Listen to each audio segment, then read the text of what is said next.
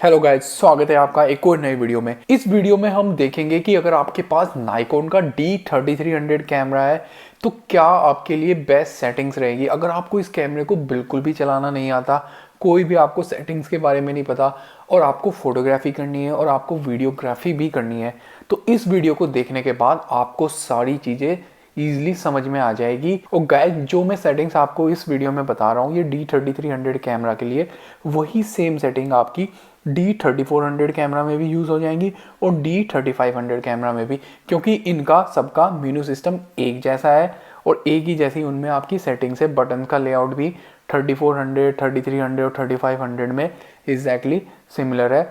तो अगर आपने ये वीडियो देख ली है तो अगर आपके पास इन तीनों में से कोई सा भी कैमरा है D3300, 3400 या 3500, तो आपका सारी इन्फॉर्मेशन मिल जाएगी इस वीडियो को देखने के बाद। ठीक है गाइज, अगर आपने मेरे चैनल को सब्सक्राइब नहीं किया तो गाइज चैनल को सब्सक्राइब कर लें और बेल आइकन को प्रेस करना बिल्कुल ना भूलें। तो वीडियो को शुरू करते हैं। तो आप देख सकते हैं कि ये साइड से कुछ ऐसा दिखता है। इसमें ये वाला बटन है FN वाला, इसको दबा के और साथ में ये वाला जो आपको पीछे डायल दिख रहा है ये दबा के आप ISO की वैल्यू को एडजस्ट कर सकते हैं।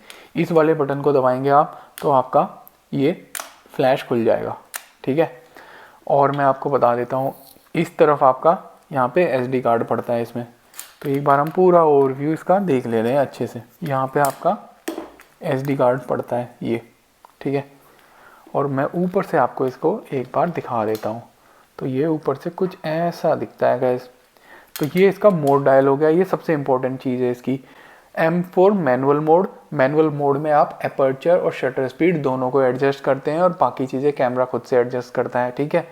ए वाले मोड में यानी अपर्चर प्रायोरिटी मोड, इसमें आप सिर्फ अपर्चर की वैल्यू को सेट करते हैं और बाकी चीज़ें जैसे शटर स्पीड हो गया वो कैमरा खुद से डिसाइड करता है। एस वाला मोड यानी शटर प्रायोरिटी मोड, इसमें आप शटर स्पीड को सेट करते हैं और बाकी चीज़ें कैमरा अपने आप से डिसाइड करता है। और जो पी वाला मोड होता है वो होता है आपका semi auto kind of mode. उसमें आप कुछ चीज़ों को चेंज कर सकते हैं।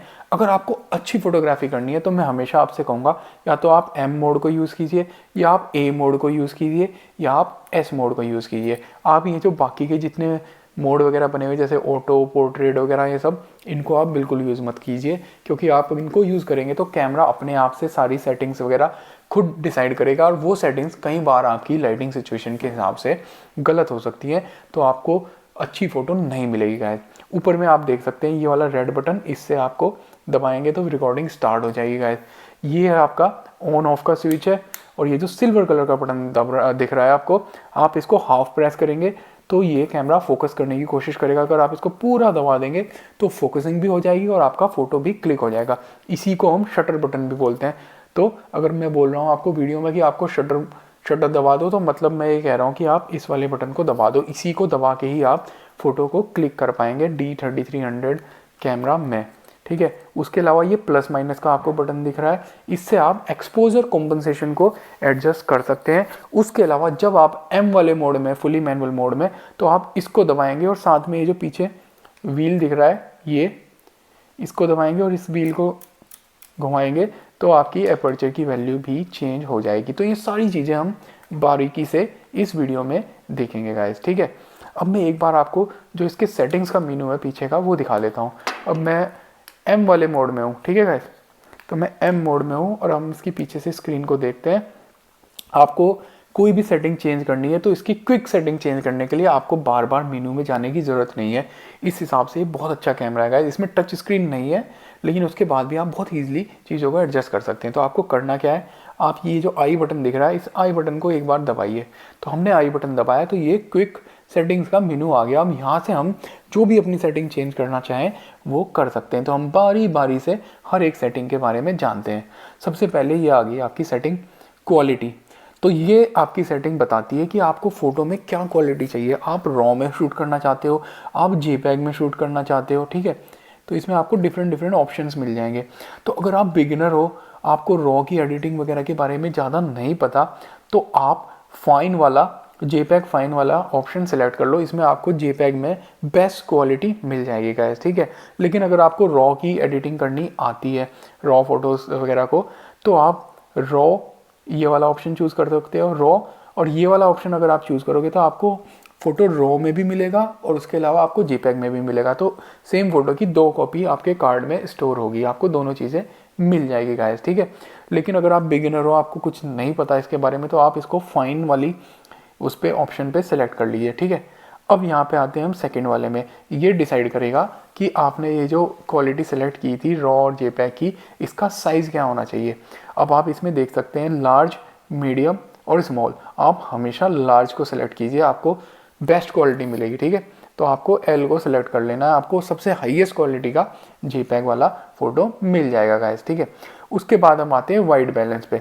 तो वाइट बैलेंस होता है कि आपकी इमेज में जो वाइट चीज़ें, वाइट वाले जो एरिया है उनको वाइट दिखाने की कोशिश करता है।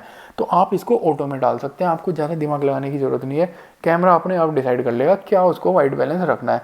अगर हल्का फुल्का वाइट बैलेंस थोड़ा बहुत ऊपर नीचे होता है तो उसको आप बाद में एडिटिंग में चेंज कर सकते हैं गाइस। अब हम आते हैं अगले वाले ऑप्शन पे, ये है आपका फ्लैश कंपनसेशन। तो सॉरी, फ्लैश मोड। तो इसमें आपको 3 ऑप्शन मिल जाते हैं। चाहे तो आप फिल फ्लैश को यूज़ कर लो, चाहे आप रेड आई के लिए कर लो। अगर आप रात में इसको ज़्यादा यूज़ कर रहे हो, आप चाहते हो कि रेड आई ना आए, तो आप इसको बीच वाले में डाल सकते हैं, रेड आई रिडक्शन में, ठीक है।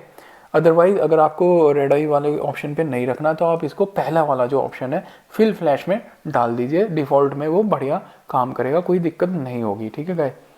बार बार अगर आपको मेनू खोलना है, हर बार आप आई दबाएंगे तो ये मेनू खुल जाएगा। तो मैंने इसको फिल फ्लैश वाले मोड पे डाल दिया।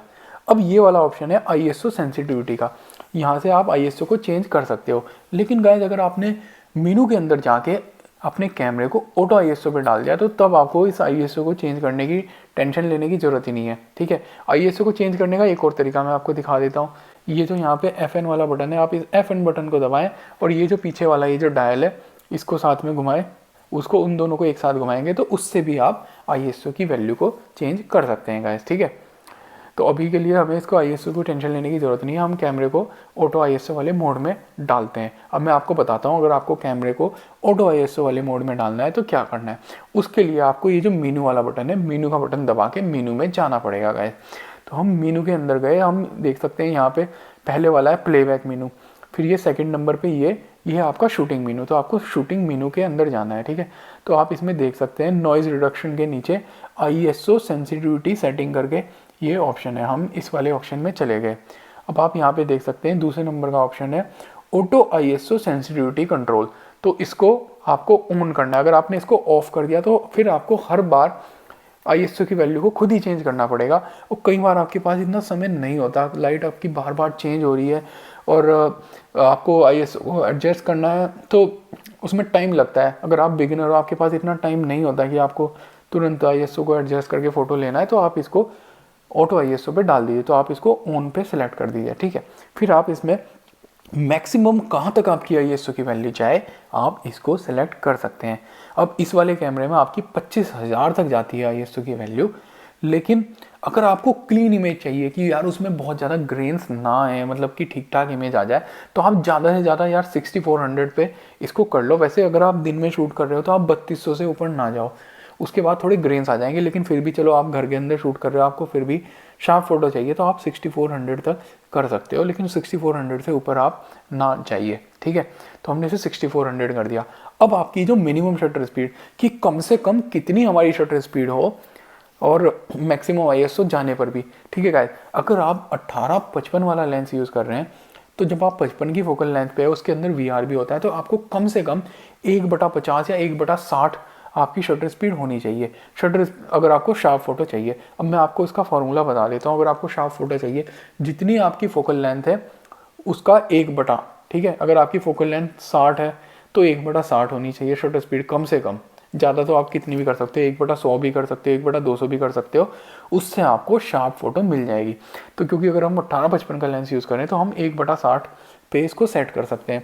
और मोस्टली आपके कैमरे के साथ 18-55 वाला लेंस आएगा और उसमें आपको वीआर भी मिलेगा। तो वीआर आपको एक स्टॉप एक्स्ट्रा लाइट का दे देता है। तो आप इसको 1/60 कर दीजिए, आपको बहुत अच्छी शार्प फोटोज़ मिल जाएगी, कोई भी दिक्कत नहीं होगी गाइस, ठीक है। तो हमने इसे 1/60 कर दिया, ठीक है। अब हमारी आईएसओ की सारी सेटिंग्स हो गई, ऑटो आईएसओ की। अब हम वापस से ये आई वाला बटन दबा के इसमें जा सकते हैं बाकी की सेटिंग्स को एडजस्ट करने के लिए। अब सबसे इंपॉर्टेंट सेटिंग है गाइस ये AFS वाली, ये आपका होता है फोकस मोड। तो अब मैं आपको बारी बारी से बता देता हूँ। ये जो आपका AFA होता है, ये ऑटो सर्वो AF है। तो इसमें ये आपका जो कैमरा है खुद ही डिसाइड करेगा कि कब इसको AFS यानी कि सिंगल सर्वो वाला मोड रखना है और कब इसको कंटिन्यूस मोड रखना है। ठीक है, आपका ये जो सिंगल सर्वो AF होता है, इसमें बेसिकली कैमरे ने एक बार फोकस को ग्रैब कर लिया, एक बार फोकस आपका लॉक हो गया तो फोकस वहीं पे फिक्स रहेगा, वो बार बार कैमरा आपका दोबारा फोकस को एक्वायर करने के लिए हंटिंग नहीं करेगा। ठीक है, तो ये वीडियो में बहुत अच्छा है। इवन फोटोग्राफी में भी अगर आप वीडियो शूट कर रहे हो तो आप हमेशा इसको AFS रखें और एक जगह आप अपना फोकस को लॉक कर लें और उसके बाद आप वीडियो की रिकॉर्डिंग को स्टार्ट करें। वरना गाइस होगा क्या कि वीडियो के दौरान वो आपके चेहरे को या चीज़ों को ट्रैक करने के लिए बार बार इन एंड आउट फोकस की हंटिंग करेगा और आपकी वीडियो ख़राब हो जाएगी, मज़ा नहीं आएगा आपको। फिर होता है आपका दूसरे वाला mode AFC, continuous servo AF। इसमें आपका कैमरा कंटिन्यूसली ट्रैकिंग करने के लिए सब्जेक्ट की, कि जहाँ पे आपने पहला ऑटो फोकस पॉइंट लॉक किया था उसको ट्रैक करने के लिए हंटिंग करता है, बार बार फोकसिंग करने की कोशिश करता है। ठीक है, तो ये सब्जेक्ट ट्रैकिंग के लिए अच्छा होता है, लेकिन ये कैमरा इतना भी बेहतरीन नहीं है ट्रैकिंग में, तो इसलिए आप इस वाले ऑप्शन को यूज़ ना करें। तो अगर आपको बेस्ट फोटोज़ चाहिए और बेस्ट वीडियो चाहिए तो आप AFS वाला सिंगल सर्वो AF वाला मोड यूज़ कीजिए, उससे आपको बहुत अच्छे रिजल्ट्स मिल जाएंगे गाइस। और लास्ट वाला है मैनुअल फोकसिंग के लिए। अगर आपको मैनुअल फोकसिंग यूज़ करनी है उस केस में आपका कैमरा ऑटो फोकसिंग नहीं करेगा गाइस। और जो पहले वाला ये ऑटो सर्वो AF है, इसमें ये अपने आप डिसाइड करेगा कि कब AFS मोड यूज़ करना है और कब AFC। लेकिन आपको बेस्ट क्वालिटी चाहिए वीडियो फोटो में, AFS वाला आप सेलेक्ट कर लीजिए। ठीक है, फिर आपका आता है AF एरिया मोड। अब इसमें आपको दो ऑप्शन मिलते हैं, single point AF। Single point AF तब अच्छा रहेगा कि आप एक पर्टिकुलर स्पॉट के ऊपर आप अपना छोटा सा पॉइंट में फोकस करना चाहते हो। जैसे मान लीजिए कि आप कोई सा पेड़ है, उसमें बहुत सारी पत्तियां हैं, आप एक पर्टिकुलर पत्ती के ऊपर फोकस करना चाहते हैं। ठीक है, आपके फोटो में 4 इंसान हैं, उन 4 इंसानों में से किसी एक इंसान पे ऊपर आप फोकस करना चाहते हैं, तो उस केस में आपका ये सिंगल पॉइंट AF बढ़िया रहेगा। अगर आप इसको ऑटो एरिया AF पे डाल दोगे तो कैमरा अपने आप ही डिसाइड करेगा कहाँ पे उसको ऑटो फोकस करना है। और कई बार ऐसा होता है कि जो सबसे क्लोजेस्ट ऑब्जेक्ट होती है तो वो उसी के ऊपर फोकस कर देता है। या आपके फोटो में मान लो 4 इंसान है तो उन चारों में से जो सबसे नज़दीक होगा उसके ऊपर वो फोकस कर लेगा, तो आपके पास इतना कंट्रोल नहीं रहेगा। लेकिन अगर आप जैसे पोर्ट्रेट फ़ोटो कर रहे हो और आप किसी सिर्फ एक ही इंसान की फ़ोटो ले रहे हो, आपके फ़ोटो में एक ही इंसान है, तो तब ये आपका ऑटो एरिया AF भी बढ़िया काम करेगा। तो अगर आप नए फोटोग्राफर है, आपको इतनी फोकस वगैरह कैसे सेट करना है, कैसे सिंगल पॉइंट AF सेट करना है, वो इतनी आपको जानकारी नहीं है, तो तब आप इसको ऑटो एरिया AF पे डाल दो, कोई आपको दिक्कत की बात नहीं है, ठीक ठाक फोटो आ जाएंगे। ठीक है गाइस, अब हम जाते हैं मीटरिंग पे। अब इसमें मीटरिंग में 3 ऑप्शन है। पहला वाला है आपका मैट्रिक्स मीटरिंग। मैट्रिक्स मीटरिंग जो पूरा का पूरा जो सीन होता है, मान लो आपके सीन में पहाड़ है, आसमान है, सूरज है, बिल्डिंग्स भी है, उन सब से जो मिल के जो लाइट आ रही है उसके अकॉर्डिंग वो अपने ओवरऑल एक्सपोजर को रखेगा। ठीक है, अब आपका आता है सेंटर वेटेड मीटरिंग। इसमें जो सेंटर में, इमेज के सेंटर में मान लो जैसे ये फ्लावर दिख रहा है आपको, इस फ्लावर पे जो लाइट पड़ रही है उसके अकॉर्डिंग ये एक्सपोजर को मेंटेन करेगा। फिर आपका तीसरे नंबर पे आता है स्पॉट मीटरिंग। जो स्पॉट मीटरिंग होता है वो एक पर्टिकुलर स्पॉट, जैसे मान लीजिए आपके फ़ोटो में आपने अपना फोकस इंसान के चेहरे पे किया है, तो वो सिर्फ इंसान के चेहरे के ऊपर जो लाइट पड़ी है उसके अकॉर्डिंग एक्सपोजर को तैयार करेगा गाय। तो अब मैं बता देता हूँ आपको कौन सा वाला मोड कब अच्छा रहेगा। अगर आप लैंडस्केप फोटोग्राफी कर रहे हो, आपके सीन में पहाड़ है या बिल्डिंग है, पेड़ पौधे हैं, जंगल है, तो आप पहले वाला मैट्रिक्स मीटरिंग यूज़ कीजिए। अगर आप जैसे पेड़ फूलों के फ़ोटो ले रहे हो या आपके सेंटर में कोई है मेन सब्जेक्ट आपका, तो तब आप सेंटर वेटेड मीटरिंग यूज़ कीजिए। और अगर आप पोर्ट्रेट फोटोग्राफी कर रहे हो कि आपका मेन सब्जेक्ट कोई इंसान है, उसके चेहरा आप चाहते हैं कि अच्छे से एक्सपोज हो, तो तब आप स्पॉट मीटरिंग को यूज़ कीजिए। ठीक है, अभी के केस में गाइस मैं मैट्रिक्स मीटरिंग को यूज़ कर रहा हूँ, ताकि मैं जो कमरे में मैं फ़ोटो लूँगा, जो ओवरऑल अवेलेबल लाइट है उसके अकॉर्डिंग मेरा एक्सपोजर तैयार हो जाएगा। ठीक है, अब हम आते हैं अगले वाले उसमें, ये है फ्लैश कॉम्पनसेशन। तो ये आपका तब यूज़ होता है, ये आपका बताएगा कि फ्लैश की पावर एग्जैक्टली कितनी होनी चाहिए। कि आपका जो फ्लैश है, अगर आप घर के अंदर मान लो आप चाहते हैं कि उसकी पावर कम हो जब आप फ्लैश को फायर करें, तो इसकी वैल्यू को आप माइनस में कर सकते हैं, -3 तक जाती है। तो फ्लैश जब आप फायर करेंगे तो वो कम पावर में फ्लैश पावर करेगा, मतलब कम स्पीड से, या मतलब उसकी रोशनी थोड़ी कम फेंकेगा वो। ठीक है, अगर आप इसको प्लस में कर देंगे तो आपका फ्लैश थोड़ी ज़्यादा रोशनी फेंकेगा। तो ये उसके ऊपर डिपेंड करता है आपके पास कितनी अवेलेबल लाइटिंग कंडीशन है, कहाँ पे आप शूट कर रहे हो। अगर आप बहुत ज़्यादा अंधेरे में शूट कर रहे हो तो आप इसे प्लस में रख दीजिए। अगर आपके पास काफ़ी ऑलरेडी लाइट है, आपको बहुत ही कम लाइट चाहिए आपके फ्लैश से, तो तब आप इसको माइनस में कर सकते हो। अभी के लिए मैं फ्लैश यूज़ नहीं करूँगा, तो मैं इसको 0 पे कर देता हूँ। अब आता है लास्ट वाला ऑप्शन, एक्सपोजर कॉम्पनसेशन। ये वाला ऑप्शन बहुत इंपॉर्टेंट होता है गाइस। इससे आपका पता चलता है कि जैसे मान लीजिए आपने एक फ़ोटो लिया और आपको लगता है कि फ़ोटो में आपका एक्सपोजर सही नहीं आया, कि आपका फ़ोटो या तो ज़्यादा ब्राइट है या बहुत ज़्यादा डार्क आ गया है, ठीक है। अगर आपका फ़ोटो बहुत ज़्यादा डार्क आ गया है तो आप इसको प्लस में ले जाओगे, +0.3 या +0.7 या +1, ठीक है। तो उससे आपका फ़ोटो जैसा आया था उससे थोड़ा ब्राइट हो जाएगा। अगर आपका फ़ोटो बहुत ज़्यादा ब्राइट आया है तो आप उसको कम ब्राइट करने के लिए नेगेटिव में जा सकते हैं, -0.3, -0.7 या -0.1, ठीक है गाइस। तो अब आपको समझ में आ गया होगा कि यही सब मेन सेटिंग है, ठीक है। तो गाइस सबसे पहले हम फोटोग्राफी की बात करते हैं कि आपको फ़ोटोज़ लेने हैं, तो हम इसको कैमरे को एम मोड पे डालते हैं। तो आप देख सकते हैं ये अभी एम मोड पे है। तो जैसे मैंने बताया था एम मोड पे आप शटर स्पीड को सेट करते हैं और अपर्चर को सेट करते हैं और बाकी चीज़ें कैमरा अपने आप डिसाइड करता है और आप फ़ोटो को क्लिक करते हैं, ठीक है। तो अब मैं बताता हूँ आपको कैसे आपको शटर स्पीड को सेट करना है गाइस, ठीक है। मैं इसको आई वाले को दबा देता हूँ ताकि आप स्क्रीन पे सेटिंग्स देख सकें। अब जब आप एम मोड पे हैं तो आप जब इस वाले मोड डायल को घुमाएंगे तो आप देख सकते हैं शटर स्पीड की वैल्यू चेंज हो रही है, 1/800, 1/1600, ठीक है, इस तरीके से। तो जैसे मैंने आपको बताया था अगर आपको शार्प फोटो चाहिए तो जो आपकी फोकल लेंथ है कम से कम उतनी ही 1 में आपकी शटर स्पीड होनी चाहिए। तो अगर हम 50 mm की फोकल लेंथ पे शूट कर रहे हैं गाइस तो कम से कम हमारी जो शटर स्पीड है वो 1/50 होनी चाहिए शार्प फोटो लेने के लिए। तो मैंने अपनी शटर स्पीड को 1/50 पे सेट कर दिया गाइस, ठीक है। तो हमारी शटर स्पीड 1/50 हो गई, ठीक है।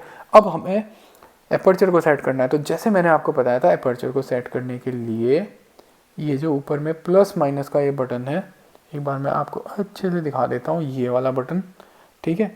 इस बटन को आपको दबा के रखना है और साथ में ये वाला डायल भी ऐसे घुमाना है, ये बटन और ये एक साथ ऐसे इसको दबा के इस डायल को ऐसे ऐसे घुमाना है। तो आप देख सकते हैं अपर्चर की वैल्यू चेंज हो रही है, देखो F9 हो गया, F10 हो गया, ठीक है।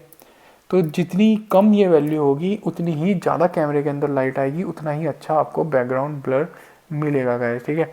तो अब हम इसको कोशिश करते हैं कि ये कितनी कम हो सकती है। तो हम इसको 4.8 मिल रहा है हमें इसकी सबसे कम वैल्यू, तो हमने इसको 4.8 पे सेट कर दिया गाइस, ठीक है। अगर आप लाइव व्यू के थ्रू शूट करते हैं इस लाइव व्यू को दबा के तो आप अपनी स्क्रीन पे सारी सेटिंग्स भी देख सकते हैं।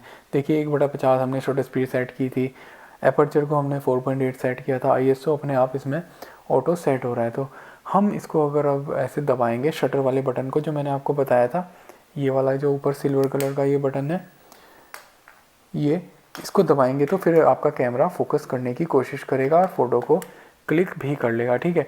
अब इसमें फोकसिंग के बारे में आपको बताऊं कि आपको जिस जगह फोकस करना है, ये जो आपको चौकोर सा स्क्वायर दिख रहा है, इस स्क्वायर को आप कहीं भी ले जा सकते हैं और इसको आपको एक जगह से दूसरी जगह एडजस्ट करना है। तो ये जो आपके ये हैं लेफ़्ट राइट और ये सेंटर के बटन, आप देखो इसको मैं इधर ले गया, ठीक है।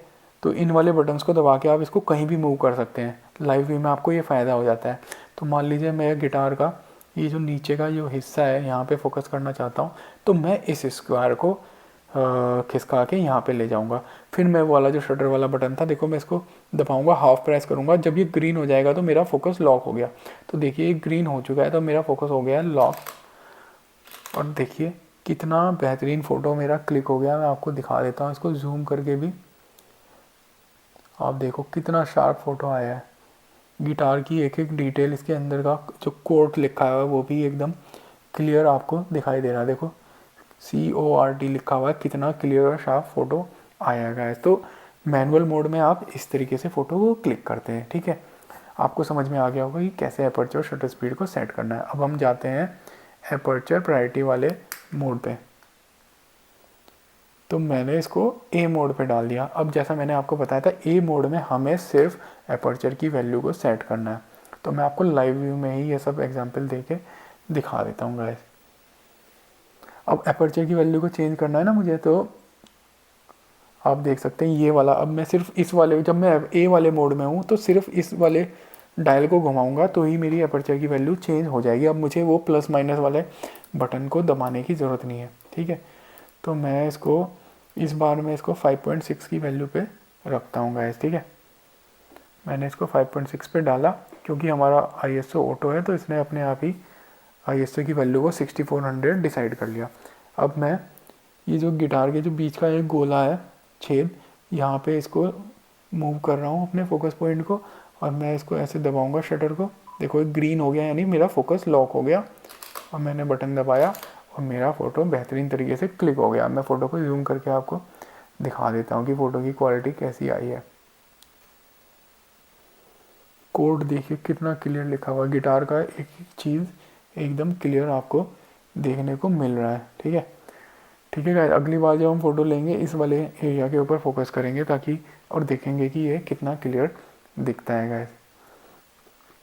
तो अब आपको समझ में आ गया होगा कि अपर्चर वाला तो सबसे आसान है। अगर आपको कुछ भी समझ नहीं आ रहा कि यार आपको कैसे फ़ोटो लेना है, तो आप कैमरे को सीधे एम वाले मोड पे डालिए, सॉरी इस पे ए वाले मोड पे डालिए, अपर्चर प्रायोरिटी पे।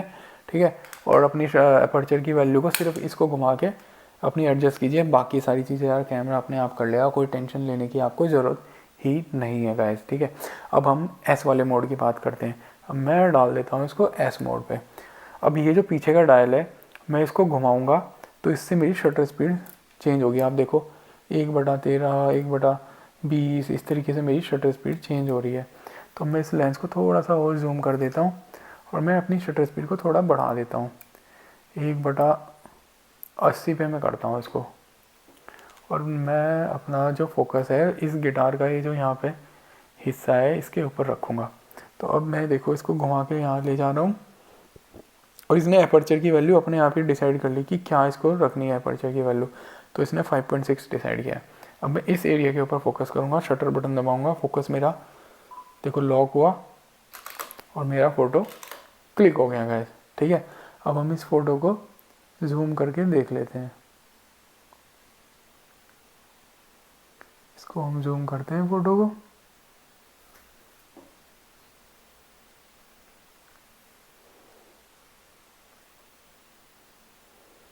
आप देखो कितनी अच्छी क्लैरिटी आ रही है। देखो कोड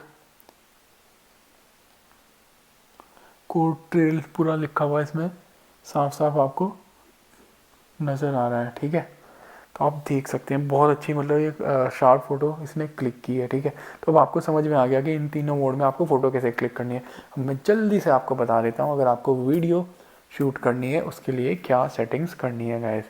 तो वीडियो अगर आपको शूट करनी है, सबसे पहले तो आपको मेनू में जाना होगा, आपको मैनुअल मूवी कंट्रोल्स को ऑन करना होगा। तो आप इसी सेकंड वाला जो शूटिंग मेन्यू है उसमें जाइए, फिर आप लास्ट में देख सकते हैं मूवी सेटिंग्स करके ऑप्शन आपको दिखेगा, तो आप मूवी सेटिंग्स वाले ऑप्शन में जाइए। अब सबसे पहला ऑप्शन है कि आपको मूवी कितने फ्रेम पर सेकंड वाली आपको रखनी है, उसकी आपको क्वालिटी देखनी है। तो आप इसको मैक्सिमम रखिए। इसमें अभी दिखा रहा है 1920 इंटू 1080 50 फ्रेम पर सेकंड, यानी कि फुल एच डी 50 फ्रेम पर सेकंड में आप वीडियो शूट कर सकते हैं। तो आप मैक्सिमम क्वालिटी रखिए ताकि आपको बेस्ट रिजल्ट मिले। अब मूवी की जो क्वालिटी है उसको आप हाई रखिए, नॉर्मल रखोगे तो कम क्वालिटी में बनेगी आपकी। तो आपने इसको हाई क्वालिटी पे रख दिया। अब जो माइक्रोफोन वाला है, आपको इस कैमरे में बहुत अच्छा ऑप्शन मिल जाता है। आप इसमें माइक भी अलग से अटैच कर सकते हैं। मैं दिखा देता हूँ कहाँ पे कर सकते हैं आप माइक को। आप देखिए यहाँ पे आपको माइक को कनेक्ट करने का ये पोर्ट मिल जाता है, आपको दिख रहा होगा ये। तो माइक अटैच करने की वजह से ये बहुत अच्छा कैमरा बन जाता है। अगर आप D3400 से इसको कंपेयर करें तो D3400 में आपका माइक कनेक्ट करने का पोर्ट नहीं है, ना ही D3500 में आपका माइक कनेक्ट करने का पोर्ट।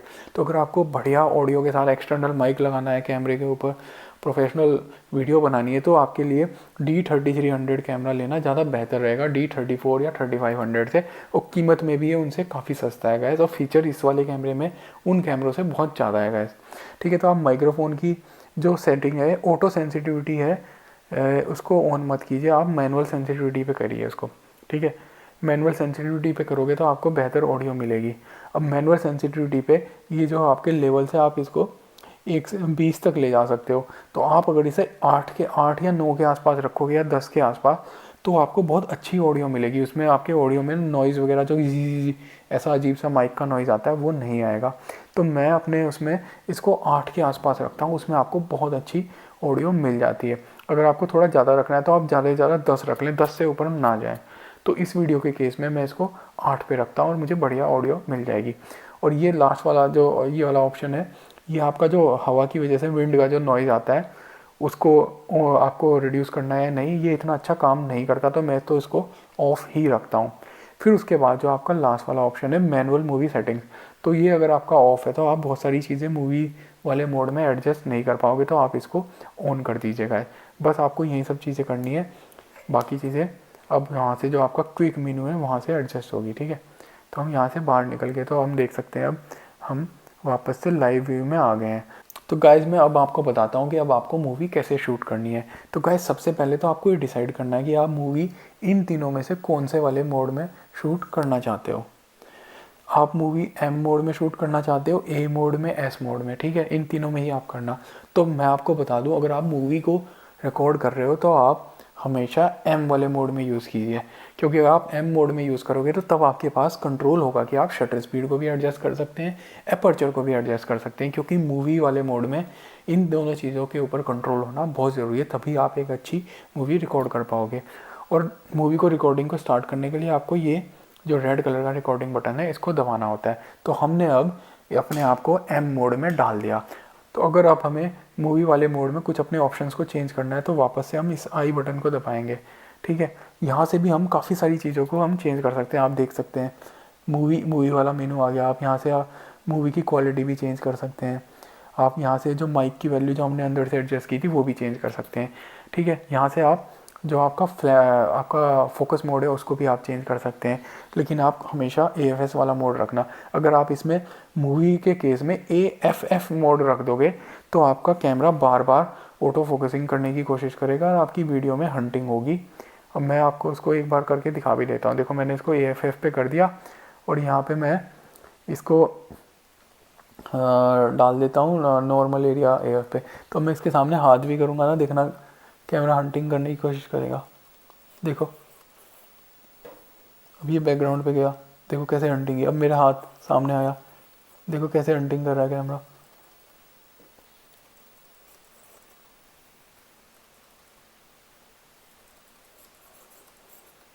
ठीक है, तो आपको समझ में आ गया होगा। अब जैसे मान लीजिए मैं इसके सामने जाके बैठूंगा तो कभी ये मेरे चेहरे पे फोकस करेगा, कभी ये पीछे दीवार पे, कभी गिटार पे फोकस करेगा। तो आपको ये सब नहीं करना, आपको इसको करना है AFS वाले मोड पे, ठीक है।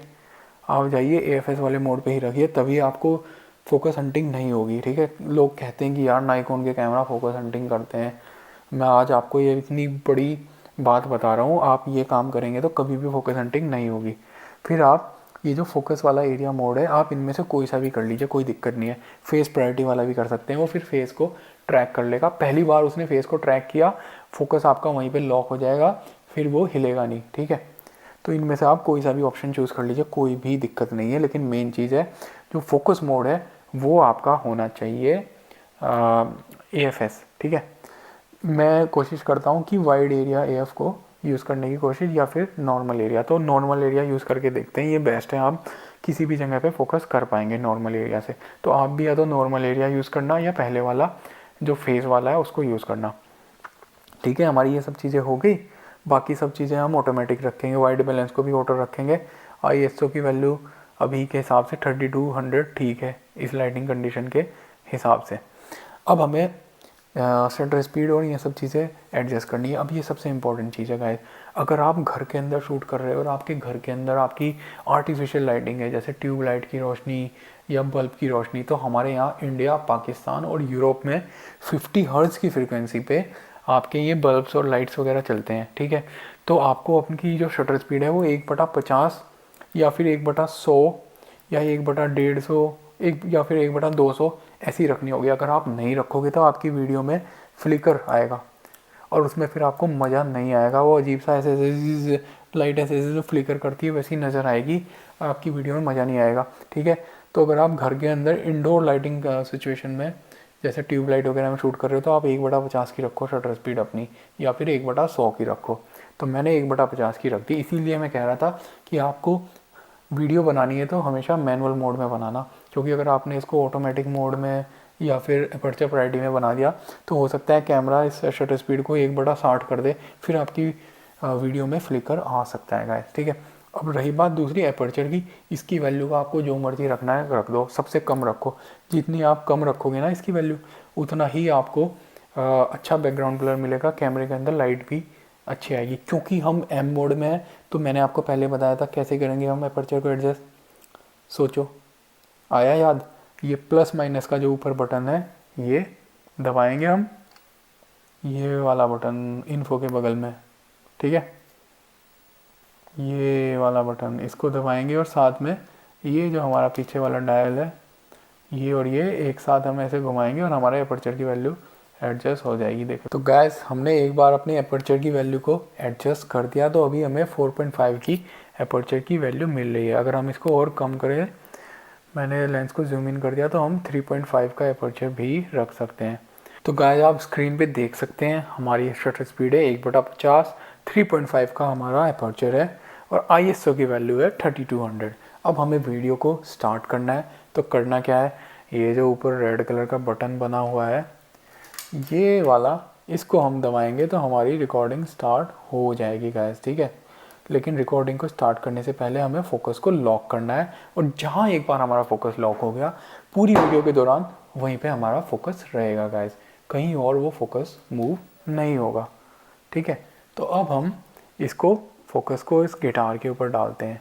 हमने इसको ये जो बॉक्स है इसको यहाँ पे मूव किया और अपना शटर बटन हाफ प्रेस किया, आप देखो ये ग्रीन हो गया, ठीक है। अब ये ग्रीन हो गया, अब हम अपनी जो रेड बटन है इसको मैंने दबाया, अब आप देख सकते हैं रिकॉर्डिंग स्टार्ट हो चुकी, देखो REC लिखा हुआ है और यहाँ पे हमारा टाइमिंग भी चल रहा है, तो हमारी वीडियो की रिकॉर्डिंग स्टार्ट हो चुकी है गाइस। और बहुत ही अच्छी फुल HD में 60 फ्रेम पर सेकंड तक ये शूट कर सकता है, लेकिन अभी हम 50 फ्रेम में शूट कर रहे हैं गाइस। और इसकी वीडियो में शार्पनेस बहुत अच्छी है, फ़ोटोज़ में भी बहुत अच्छी शार्पनेस है। 24 मेगापिक्सल का इसका सेंसर है और इसके सेंसर के सामने कोई फ़िल्टर नहीं है, तो उस वजह से फ़ोटोज़ में और वीडियोज़ में हद से ज़्यादा शार्पनेस आपको मिलती है। अगर हम इस कैमरे की इमेज क्वालिटी की बात करें, जो इससे दुगने तिगने या 4 गुने भी प्राइस के कैमरा है, इवन 1 लाख के जो कैमरा है उनकी टक्कर की इसकी वीडियो भी है और फ़ोटो भी है। इस छोटे से कैमरे में आपको हर एक चीज़ मिल जा रही है गाइस। इसमें माइक्रोफोन भी आप कनेक्ट कर सकते हैं और इसमें आप नाइकॉन के सारे लेंसेज यूज़ कर सकते हैं। बहुत ही प्यारा कैमरा है, 15,000 के अंदर आपको ये किट लेंस के साथ ईजिली मिल सकते हैं गाइस। अब मेरे को रिकॉर्डिंग स्टॉप करनी है, तो वापस से मैं वो रेड वाला बटन दबाऊंगा। आप देखिए अब मेरी रिकॉर्डिंग स्टॉप होगी। अगर मैं इसको प्ले करना चाहूँ तो देखो मैं प्ले भी कर सकता हूँ, देखो आप सुन भी सकते हैं रिकॉर्डिंग को प्ले कर रहा है, देखो ये टाइम भी चल रहा है।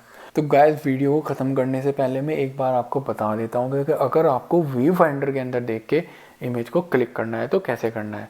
देखो गाइस आप अपनी आँख को इस व्यू फाइंडर पर लगाओगे, ठीक है, जो भी आपको फ्रेमिंग करनी है आप करोगे, ठीक है। फिर आपको जो फोकस पॉइंट को जो मूव अराउंड करना है वो आप इससे कर सकते हो, ये वाले जो बटन है। तो अभी हमने इसको ऑटो फोकस पे डाला हुआ है, तो अगर आप चाहते हो सिंगल ऑटो फोकस वाले पॉइंट में शूट करना तो आप इसको कीजिए सिंगल पॉइंट AF पे, ठीक है। अब आपको जहाँ पे फोकस पॉइंट को मूव करना है आप कर पाएंगे, और इसमें आपके 11 ऑटो फोकस पॉइंट है। तो मान लीजिए आपका एक ऑटो फोकस पॉइंट इस कोने में है, एक इस कोने में है, एक इस कोने में है। मान लीजिए कि जैसे आपको सामने जो कोई ऑब्जेक्ट है, मान लो आपको इस कोने में है कोई इंसान, उसके ऊपर फोकस करना है, तो आप ये वाले बटन दबा के आप यहाँ ध्यान से देखना, देखो आपके ये ऑटो फोकस के पॉइंट मूव कर रहे हैं। मैं आपको थोड़ा जूम करके दिखा देता हूँ। मैं इन वाले बटन को देखो, इस एरिया को देखो, आप यहाँ पे आपकी auto focus point move around कर रहे हैं। तो अगर आपकी ऑब्जेक्ट सेंटर में है तो आप अपना ऑटो फोकस पॉइंट सेंटर में रखो, अगर आपकी इस कोने में तो आप इस कोने में रखो, आपकी ऑब्जेक्ट जहाँ पे फोकस करना है वो इस कोने में है तो इधर पे रखो, ऊपर है तो ऊपर रखो, ऊपर के कोने में है तो ऐसे रखो। और इन ऑटो फोकस को मूव आपको कैसे करना है, ये जो ओके के आजू बाजू में ये बटन से बने हुए हैं, इनसे आपको जिस डायरेक्शन में ले जाना है उस डायरेक्शन में ले जा सकते हो, ठीक है गाइस। तो आप जहाँ पे आपको ऑटो फोकस अपना रखना है वहाँ पे आप रखो और फिर इस व्यू फाइंडर के अंदर देखो, ठीक है। उस ऑब्जेक्ट के ऊपर अपने ये जो साइड में आपके ये बने हुए हैं इनको आप ले जाइए ऑटो फोकस पॉइंट को, और आपका ये जो ऊपर का शटर बटन है इसको आप हाफ प्रेस कीजिए, ये ठीक है, इसको आप हाफ प्रेस कीजिए, एक हल्की सी बीप होगी, आपका फोकस कंफर्म हो जाएगा। इसको ऐसे दबाएंगे आपका फ़ोटो क्लिक हो जाएगा गाइस। तो बहुत सिंपल है, आप इस कैमरे को ले जाना बाहर जाना डिफरेंट सिनारियों में फ़ोटो क्लिक करना बहुत ईजी है, आपको कोई भी प्रॉब्लम नहीं होगी। गाइस आई होप आपको ये वीडियो अच्छी लगी हो, आपको ट्यूटोरियल समझ में आ गया हो। सेम ट्यूटोरियल D3400 और 3500 के लिए भी आप यूज़ कर सकते हो। वीडियो अच्छी लगी हो यार तो वीडियो को लाइक कर देना, चैनल को सब्सक्राइब कर लेना और बेल आइकन को भी प्रेस कर देना। और अगर शेयर कर दोगे इस वीडियो को तो ज़्यादा से ज़्यादा लोगों के पास ये वीडियो पहुँच जाएगी, तो उन्हें भी ये इन्फॉर्मेशन मिल जाएगी कि कैसे इस कैमरे को इस्तेमाल करना है गाइस।